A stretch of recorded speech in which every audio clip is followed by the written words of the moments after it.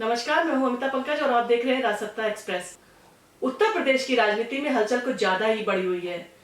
उत्तर प्रदेश की समाजवादी पार्टी आजकल उत्सुकता का केंद्र बनी हुई है। हर किसी की निगाह समाजवादी पार्टी पर टिकी हुई है। उसके अंदर आखिर होने क्या वाला है, कुछ नया होने वाला है या पार्टी के बीच जो अनबन चल रही है उसको अखिलेश यादव किस तरह से संभालते हैं। यहाँ पर सवाल अखिलेश के नेतृत्व का है कि वो किस समझदारी से अपने संगठन को मजबूत बनाते हैं और जितने भी उनके विधायक रूठे हुए हैं उनको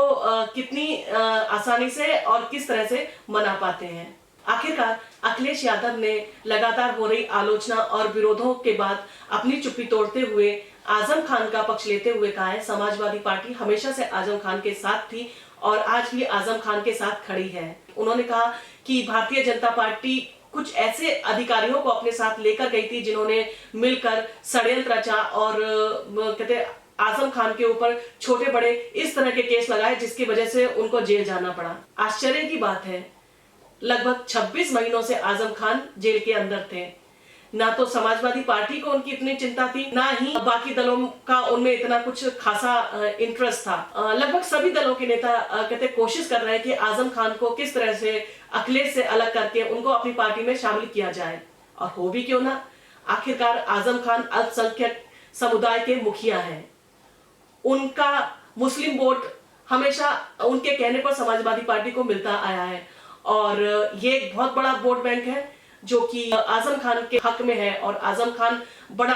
दमखम रखते हैं अपने समुदाय के ऊपर और लोग उनके आदेश की और उनके फरमान की इज्जत भी करते हैं। और लगभग लंबे समय से मुस्लिम वोट आजम खान के कारण समाजवादी पार्टी को मिलता आया है। अचानक से बाकी दलों में हलचल हो गई है। कहीं ना कहीं अखिलेश की और आजम खान की नाराजगी का फायदा बाकी दल उठाना चाहते हैं। आजम खान और उनका परिवार लंबे समय से संघर्ष कर रहा है। एक राजनीतिक संकट उनके ऊपर बना हुआ है। आजम खान भी जेल में है, उनका बेटा भी जेल में रहकर आया है और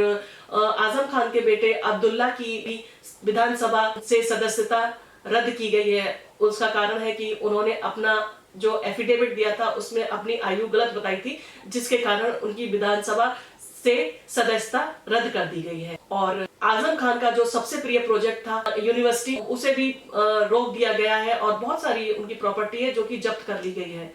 तो देखा जाए न सिर्फ मानसिक बल्कि आर्थिक रूप से भी आजम खान एक संघर्ष कर रहे हैं क्योंकि अल्पसंख्यक समुदाय के वो मुखिया हैं। और जब मीडिया में ये खबर आनी शुरू हो गई कि अखिलेश यादव और आजम खान के बीच में कुछ अनबन चल रही है जिसका सबसे बड़ा कारण उनके जो कहते मीडिया प्रभारी थे, उन्होंने जब आजम खान को लेकर उनका पक्ष रखते हुए मीडिया से कहा कि आजम खान के साथ अच्छा नहीं हो रहा है। आजम खान हमेशा से पार्टी का हिस्सा रहे हैं और पार्टी के लिए उन्होंने बहुत योगदान दिया है, पर आज उनके संकट के समय पार्टी और अखिलेश यादव उनके साथ खड़े होते दिखाई नहीं दे रहे हैं। ना तो विधानसभा के इलेक्शन के बाद में उनका विधानसभा में नाम ही लिया गया और ना ही उनके लिए कोई कानूनी मदद ही की जा रही है ताकि उनको जेल से निकाला जा सके। इसके बाद से जितने भी मुस्लिम नेता थे कहते समाजवादी पार्टी के और बाकी दलों के, वो काफी सक्रिय हो गए और उन्होंने उसकी चीजों को लेके लगातार कहते अपना राजनीतिक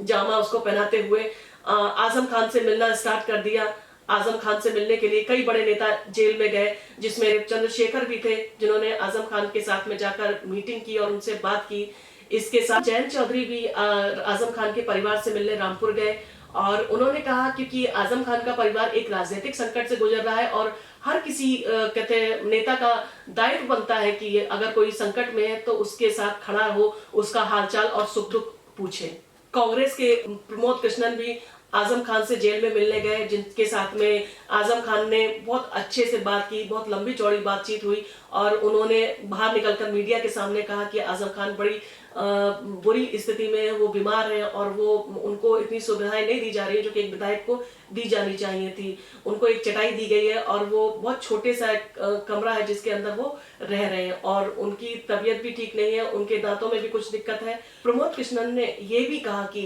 आजम खान समाजवादी पार्टी के किसी भी नेता से मिलना पसंद नहीं करते, वो समाजवादी पार्टी से नाराज है और उससे मिलना नहीं चाहते। शिवपाल यादव भी आजम खान से मिलने के लिए जेल गए थे और उन्होंने काफी लंबी चौड़ी उनके साथ में बातचीत हुई और बाहर निकलकर शिवपाल यादव ने भी पहली बार मुलायम सिंह यादव के विरोध में कुछ बोला। उन्होंने कहा कि अगर नेताजी चाहते वो किसी तरह का आंदोलन कर सकते थे जिससे कि आजम खान जेल से बाहर आते, और प्रधानमंत्री भी नेताजी को अच्छा मानते हैं, तो नेताजी को कहीं ना कहीं कोशिश करनी चाहिए थी कि आजम खान को जेल से निकाला जाए, पर नेताजी ने भी कहीं उस तरह की कोशिश नहीं की। और समाजवादी पार्टी का जिस तरह से रुख है, उन्होंने कड़ा विरोध किया कि समाजवादी पार्टी आजम खान के इस हाल में कहीं भी उनके साथ खड़ी होती दिखाई नहीं दी है, और ना ही वो लोग किसी तरह का प्रयास कर रहे हैं कि आजम खान को जेल से निकाला जा सके। चारों तरफ से लंबे विरोध और जिस तरह की प्रतिक्रियाएं आ रही थी, उसको देखते हुए अखिलेश यादव ने आखिरकार अपनी चुप्पी तोड़ते हुए अपने एक प्रतिनिधि दल को आजम खान से मिलने के लिए सीतापुर जेल भेजा। पर आजम खान की नाराजगी इस कदर है कि उन्होंने उस प्रतिनिधि दल से मिलने से इनकार कर दिया। उन्होंने कहलवा दिया कि उनकी तबीयत ठीक नहीं है और वो मिलना नहीं चाहते हैं। अखिलेश यादव से इसके संबंध में बात की गई तो अखिलेश यादव ने कहा कि हमने इस तरह का कोई प्रतिनिधि दल नहीं भेजा था, मेरी जानकारी में नहीं है। तो कहीं ना कहीं अखिलेश इन सारी चीजों से बचते हुए नजर आ रहे हैं। पर इसके साथ ही जिस तरह से पार्टी में विरोध चल रहा है और जिस तरह से मुस्लिम नेता अखिलेश यादव के ऊपर प्रतिक्रिया कर रहे हैं, विरोध कर रहे हैं, इस्तीफा दे रहे हैं, उन सारी चीजों पर अब अखिलेश यादव ने बोलना और मीडिया के सामने प्रतिक्रियाएं देना स्टार्ट कर दिया है। उन्होंने अभी जितने भी चीजें हो रही हैं उस पर काफी तरह से देखा जाए तो अखिलेश यादव अब एक्टिव होना स्टार्ट हुए, और उन्होंने अपने प्रतिनिधि मंडल जहां जहां पर इस तरह के विरोध और इस तरह की घटनाएं मुस्लिम विधायकों के साथ में हो रही थी, उनसे मिलने के लिए भेजे हैं। उनकी सारी जानकारी को इकट्ठा करके किसी तरह का एक्शन लेने के मूड में दिख रहे हैं ताकि वो उनके लिए आवाज उठा सके, उनके साथ खड़े हो सके।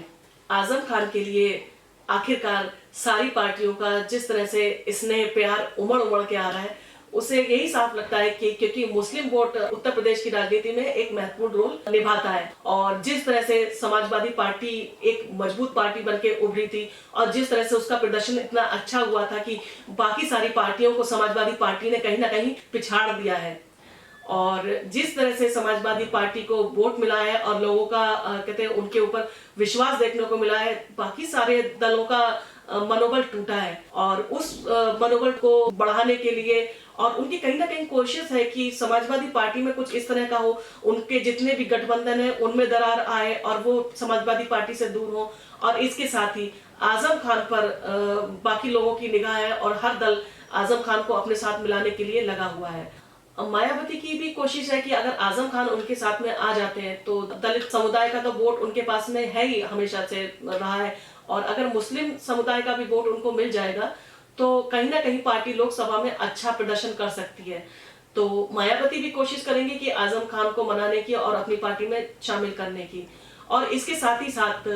भाजपा भी चाहेगी कि आजम खान और अखिलेश यादव के बीच में मतभेद बढ़े, क्योंकि सिर्फ समाजवादी पार्टी ही थी जिसने भारतीय जनता पार्टी को इतना तगड़ा मुकाबला दिया, और अगर समीकरण सही बैठता अखिलेश यादव का तो अखिलेश यादव काफी हद तक अपना प्रदर्शन और जीत की कगार पर पहुंच सकते थे। जिस तरह से उनके प्रचारक और कार्यकर्ता काम कर रहे थे और अखिलेश यादव जिस तरह से जोश में नजर आ रहे थे, बाकी पार्टियों के साथ में उनका तालमेल अच्छा बैठा हुआ था, और कहीं ना कहीं जयंत चौधरी और अखिलेश यादव का साथ लोगों को पसंद आया था, जिसके कारण अच्छी संख्या में उनको सीटें मिली हैं। वहीं ओबीसी भी चाहते हैं कि क्योंकि वो मुस्लिम वर्ग को रिप्रेजेंट कर रहे हैं, तो अगर आजम खान उनके साथ में आते हैं तो जो उनको अभी जो संघर्ष करना पड़ा, अभी तो वो हैदराबाद में ही अच्छा उनका वो रहा है, पर वो चाहते हैं कि वो कहते हैं उत्तर प्रदेश की राजनीति के साथ साथ देश की राजनीति में भी आगे आए, तो उनका कहीं ना कहीं उनका भी प्रयास रहेगा कि वो आजम खान को मनाए और आजम खान उनकी पार्टी में शामिल हों। पर आजम खान के लिए ये कोई फायदे का सौदा नहीं होगा, क्योंकि ओबीसी वहां पार्टी के मेन लीडर हैं, तो वो नहीं चाहेंगे कि वो एक दूसरे नंबर के लीडर बनके उस पार्टी में रह जाए। इसके साथ ही कांग्रेस भी कोशिश कर रही है कि आजम खान को अपने साथ मिलाए, क्योंकि पिछला प्रदर्शन उत्तर प्रदेश में कांग्रेस के लिए बिल्कुल भी अच्छा नहीं रहा है, और अगर आजम खान आते हैं तो एक मुस्लिम वोट जो कांग्रेस के साथ में पहले था वो अब वापस उसके पास में आ जाएगा। तो कांग्रेस भी लगातार उनसे मिलने की और उनसे हाथ मिलाने की कोशिश कर रही है। कहीं ना कहीं आजम खान और शिवपाल यादव अखिलेश यादव के ऊपर दबाव बनाने की कोशिश कर रहे हैं, और अखिलेश को भी ये समझ में आ गया है कि उनका पार्टी का विरोध और मुस्लिम वोट उनके लिए बहुत इंपॉर्टेंट है। तो कहीं ना कहीं वो कोशिश करेंगे कि आजम खान को वो मनाएं, और आजम खान भी कहीं और जाना शायद पसंद नहीं करेंगे, क्योंकि जितना महत्वपूर्ण स्थान उनको समाजवादी पार्टी में मिला हुआ है वो शायद ही कहीं और उनको मिल पाए। और जिस तरह से उनकी नाराजगी और आजम खान के संदेश दूसरी पार्टियों के माध्यम से अखिलेश यादव तक पहुंच रहे हैं, कहीं ना कहीं वो इस चीज का संकेत दे रहे हैं कि या तो आजम खान कोई बड़ी पार्टी बनाने के मूड में है, और या फिर वो चाहते हैं कि अखिलेश यादव आकर उनसे मिले, ताकि वो अपनी शर्तों पर अखिलेश यादव के साथ समाजवादी पार्टी में रहें और उनका दबदबा जिस तरह का था वो फिर से कायम हो। अखिलेश यादव को भी समझदारी से काम लेना होगा। कहीं ना कहीं अखिलेश यादव के धैर्य और नेतृत्व की परीक्षा है कि वो अपनी पार्टी को और संगठन को कैसे मजबूत बनाए रख सकते हैं, और जितने भी विरोधी स्वर हैं उनको किस तरह से, जिस तरह से विरोधी नेता अपना विरोध दिखा रहे हैं उनको किस तरह से मनाएं। और क्योंकि अल्पसंख्यक समुदाय एक बहुत बड़ा समुदाय है, मुस्लिम वोट समाजवादी पार्टी के लिए एक बहुत महत्वपूर्ण रोल कहते निभाता है, और अखिलेश यादव भी चाहेंगे कि मुस्लिम वोट उनसे नाराज होकर दूर ना जाए। जिस तरह से समाजवादी पार्टी के विधायकों में विरोध दिखाई दे रहा है, जिस तरह से मुस्लिम नेताओं में आक्रोश दिखाई दे रहा है, तो कहीं ना कहीं कहते अखिलेश यादव को उनका साथ देकर ये साबित करना पड़ेगा कि वो हमेशा उनके साथ में है और वो उनके हितों के लिए है, और अगर उनको जरूरत पड़ेगी तो अखिलेश यादव हमेशा उनके साथ में खड़े हुए हैं। यानी कि अखिलेश यादव को अपने कंफर्ट जोन में से निकलना है और अपनी उस जमीन को मजबूत बनाना है जहां पर वो खड़े हुए हैं। अखिलेश यादव को क्योंकि समाजवादी पार्टी में इतनी बड़ा पद एक विरासत के रूप में मिला है, तो उन्होंने कहीं बहुत ज्यादा संघर्ष नहीं किया है, और आज जरूरत है कि वो संघर्ष और अपनी जमीन को मजबूत बनाएं, ताकि आने वाले समय में उनका फ्यूचर भी अच्छा हो और समाजवादी पार्टी का भी बहुत महत्वपूर्ण भूमिका रहे। अखिलेश यादव कहीं ना कहीं अगर देखा जाए तो 2013 के जो मुजफ्फरनगर दंगे हुए थे उसके बाद से कहीं ना कहीं एक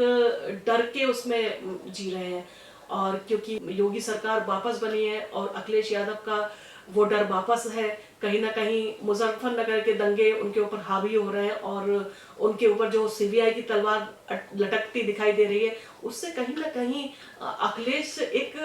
डरे हुए और सहमे माहौल में दिखाई दे रहे हैं, जिसकी वजह से वो अपनी प्रतिक्रिया नहीं देते हैं, वो खामोश बैठे हैं और वो कोई भी घटना हो, किसी भी चीज हो, उससे बचते नजर आ रहे हैं। कहीं ना कहीं अखिलेश यादव को इन सारी चीजों से लड़कर बाहर आना पड़ेगा, उनको अपने डर से निकलना पड़ेगा, क्योंकि उनको यहाँ पर राजनीति करनी है, और अगर वो इस तरह से अगर अपने आप को और अपनी पार्टी को कमजोर कर लेंगे